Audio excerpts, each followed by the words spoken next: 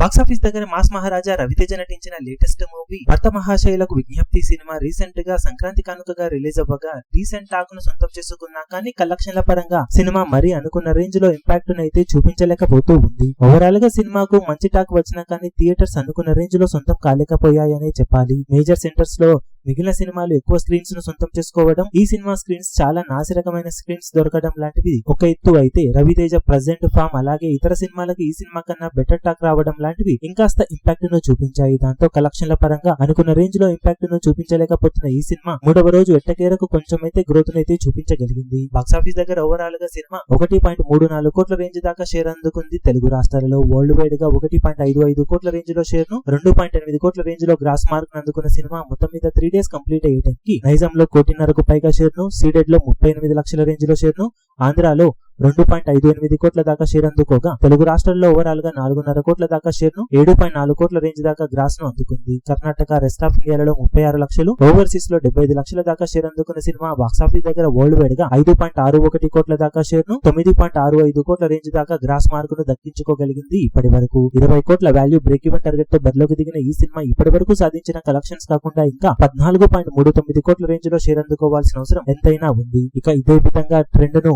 ఆదివారం వరకు కొనసాగించగలిగితే బిజినెస్ లో సగానికి పైగా రికవరీని అందుకోవచ్చు. కానీ బ్రేక్ ఈవెన్ కి ఇంకా మ్యాసివ్ గ్రోత్ సినిమాకు చాలా అవసరమనే చెప్పాలి. మరి సినిమా ఎంతవరకు కలెక్షన్ల పరంగా జోరును చూపించగలుగుతుందో చూడాలి.